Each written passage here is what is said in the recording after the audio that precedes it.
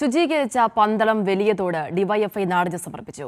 7 kilometre വരുന്ന Pandalam Valiyathodu DYFI പ്രവർത്തകരുടെ നേതൃത്വത്തിലാണ് പുനരുദ്ധാരണം നടത്തിയത്. പത്തനംതിട്ടയിലെ യൂത്ത് ബ്രിഗേഡന്മാരുടെ പ്രവർത്തനം സംസ്ഥാനത്തിന് മാതൃകയെന്ന് ഡിവൈഎഫ്ഐ സംസ്ഥാന സെക്രട്ടറി വി.കെ. സനോജ് പ്രതികരിച്ചു. ഡിവൈഎഫ്ഐയുടെ നേതൃത്വത്തിൽ വീണ്ടെടുത്ത വലിയതോടിന്റെ ദൃശ്യങ്ങളാണ് ഈ കാണുന്നത്. ഒരു നാടാകപ്പം കൊടുത്ത വലിയ ദൗത്യത്തിന് ശേഷമുള്ള വലിയതോട്. ഇനി ശുചീകരണത്തിന് മുമ്പുള്ള വലിയതോടിന്റെ ദൃശ്യങ്ങൾ കാണാം. മാലിന്യങ്ങൾ കൊണ്ട് നിറഞ്ഞ വലിയതോടിനെ ഡിവൈഎഫ്ഐ വീണ്ടെടുത്തിരിക്കുകയാണ്. പന്തളം കുടശനാട് ഞായറാഴ്ച നടന്ന ചടങ്ങിൽ വലിയതോട് ഡിവൈഎഫ്ഐ സംസ്ഥാന സെക്രട്ടറി വി.കെ. സനോജും ഡിവൈഎഫ്ഐ സംസ്ഥാന പ്രസിഡന്റ് വി. വസീഫും ചേർന്ന് നാടിന് സമർപ്പിച്ചു. ഡിവൈഎഫ്ഐയുടെ 3000-ൽ കൂടുതൽ വരുന്ന യൂത്ത് ബ്രിഗേഡ് വളണ്ടിയർമാർ അവരുടെ സേവനത്തിൻ്റെ ഭാഗമായിട്ടാണ് ഇന്ന് ഈ കാണുന്ന രൂപത്തിൽ നല്ല ഒഴുക്കുള്ള ഒരു തോടായിട്ട് മാറിയത്. യൂത്ത് ബ്രിഗേഡ് വളണ്ടിയർമാർ നടത്തിയിട്ടുള്ള ഈ പ്രവർത്തനം സംസ്ഥാനത്താകെ ഡിവൈഎഫ്ഐയുടെ യൂത്ത് ബ്രിഗേഡ് പ്രവർത്തനങ്ങൾക്ക് ആവേശം പകരുന്ന ഒന്നാണ്.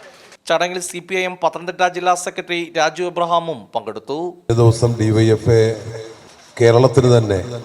കേരളത്തിന് മാത്രമല്ല ഒരുപക്ഷെ രാജ്യത്തിന് തന്നെ മാതൃകയായ ഒരു കർമ്മ പരിപാടിക്കാണ് നേതൃത്വം നൽകിയത്.